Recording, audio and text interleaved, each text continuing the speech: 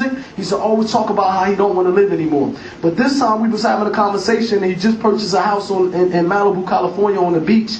And I think he just bought a Rolls Royce. And he was saying, now that I have all this, he said, now that I have all this, I have this house. He said, I'm making money. I'm having all the fun in the world. I have all the cars you can imagine. He said, I don't want to die anymore. He said, now that I have this, I'm starting to enjoy life and I want to live on. But unfortunately, a couple months later, Tupac got murdered in a drive-by shooting. So for me to be with an individual that at one point of his life, he was chasing death. I seen it with my own eyes. He was chasing death.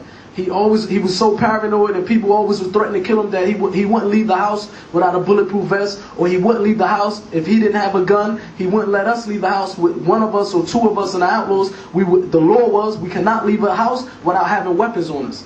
And it was to the point that a lot of people don't know that it was almost like a battlefield, even though it was musicians, but it was one of them things that people used to threaten us so much that we never knew when it's going to go down. We never knew that we could be driving with Tupac right now and somebody could come on and do a drive-by shooting because this happened. And unfortunately, that's exactly what happened to him in Las Vegas, California.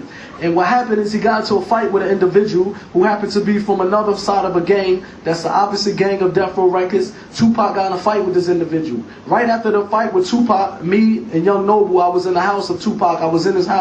And right after the fight, Tupac called, and he had the rest of the outlaws. He said, call Napoleon. I want y'all to call Napoleon and tell him that I just fought this dude, I just knocked this dude out. So when the phone call came to me, I was outside of the house. So when I went back in the house, Young Noble said that Tupac just called for you, and he was excited. For some reason, he wanted to speak to you. So for me, I'm saying, okay, it's a fight. We always have fights. This is not the first time we had a fight. As many a times we have fights, beat people up, and then we get to go home and we laugh about it. So maybe in a couple hours, Tupac gonna call again. He's gonna explain to me why he was. I wanted to really know why he was calling me, and he's gonna tell us how he knocked the dude out, etc. So I said I'll be back.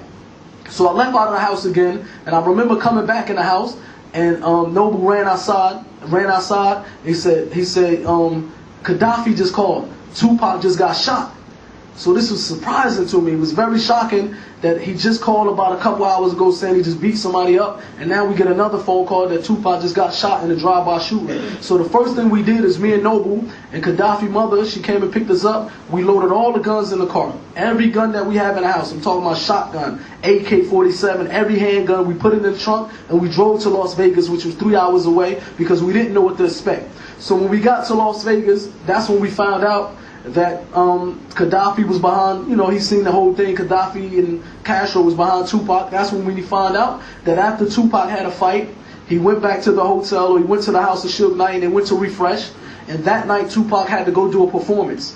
And what happened is, when he was driving to go to the club, and it was an entourage of them. Back then when people rode, they rode with about 20 or 30 cars. It was an entourage of people with Tupac, and just in the flash, a car just rolled up and did a drive-by shooting. Shot about 20-something times in the car and pulled off, and right there, that's when Tupac got shot up. So we went out there, we spoke to Suge, and Suge, it was very surprised, nobody expected. Suge was sad. We asked him how was Pac. He said Pac is okay. And we asked him what did Pac say after he got shot. He said Tupac, when he first got shot, he was joking, because he was a jokester. You know what I mean? He always joked with Suge, and he always joked with us. And Suge said that the first time he got shot, he was joking with us. And he used to have a joke that he used to call Suge Knight Sweaty Head, because he always was bald and his head used to sweat.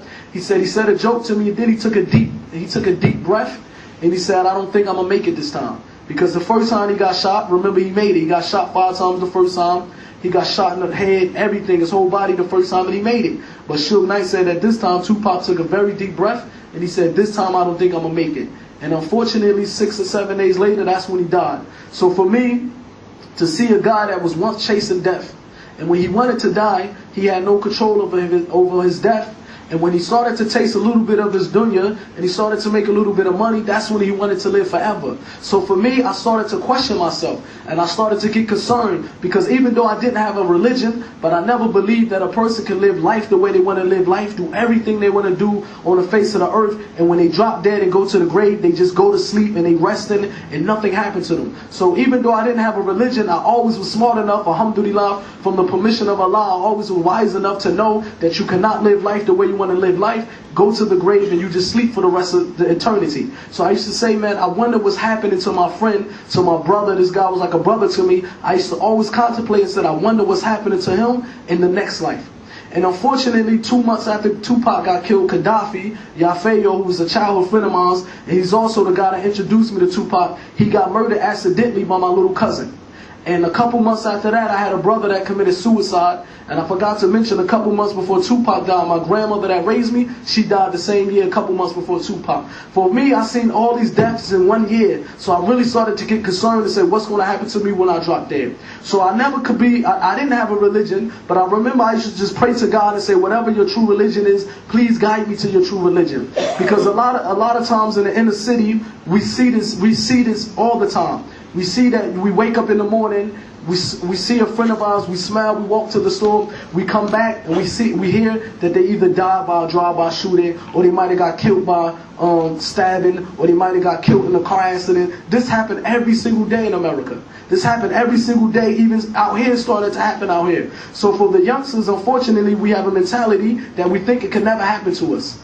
You know what I mean? We have a mentality that we think it can never happen to us. But for me, I started to get worried. For me to be able to see a person, to be able to live with an individual, to ever be able to see right before an individual get killed, he called me on the phone to speak to me, and then 2 or 3 hours later he gets shot in a drive-by shooting. 6, 7 days later he's dead. And this is a guy that I lived in a house with. This is a guy that I was joking with every day. This is a guy that we got on the airplane. This is the guy that we ate dinner, breakfast, and lunch together. So for me to see a guy that, this is the same individual that took me from the inner cities of New Jersey, took me to where he at and fed me. He sent money for my grandparents. This was a guy that he was like a big brother and a father figure to me. For me to see him gone and there's nothing that I can do, we couldn't bring him back, I started to get worried.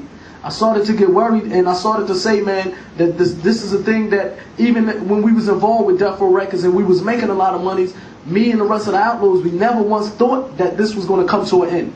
And unfortunately, a lot of us, man, we live in a life so fast that we never sit and contemplate, when are we going to be in the grave? After the death from Tupac, me and the rest of the Outlaws, we continued to do music. The first album that me and the rest of the Outlaws, me and the group My Outlaws put out, we put a record out that sold 1.5 million records. And I remember at one time I started to make money that I started to be just like Tupac. I started to forget about death. At one point in my life, I was able to buy 3 brand new houses. I'm only 17, 18, 19 years old, buying 3 brand new houses. And I remember it was a time that I went and I bought a brand new house. When I got to this point in my life, I totally forgot about the death of Tupac. I totally forgot about the death of Gaddafi. I totally forgot about the death of my brother. The only thing that was on my mind, now that I'm making money, I want to continue to make more money. So I remember at one point in my life, I went and bought a brand new house. I was so happy because I came from a house that was a very small house in New Jersey, and it was crowded with a bunch of us. Now I have a house that's big because my house is brand new. I'm the first person that ever lived in this house. And I remember I was very happy when I entered this house. But about a year later, I remember I was watching the television, and it was a commercial where they was promoting the sales of other houses. And these other homes, there was about 2 or 3 exits away from my house. So when I was looking at this house was bigger than the house that I was in. It was a much bigger house, it had a bigger backyard, and for some reason the house that I was living in started to look ugly to me. And I said, man, look how beautiful this house is, I want this house. So I jumped into my car and I rode up to the exit, I rode up to the house and I said, I want to purchase this house. And when I seen the house, they showed me the model home. This is the house that they show when they want to sell the other houses. So I said, as a matter of fact, I want to buy the model home. This is the furnished house. They had every room in this house was furnished. I said, I want to purchase this house. They said, well, we cannot sell it until we sell all the rest of the houses. I said, well, here go a check for $100,000. I'm going to come back. Tell me when you sell all the other houses. I want to come back and I want to give you some more money. I want to purchase this house.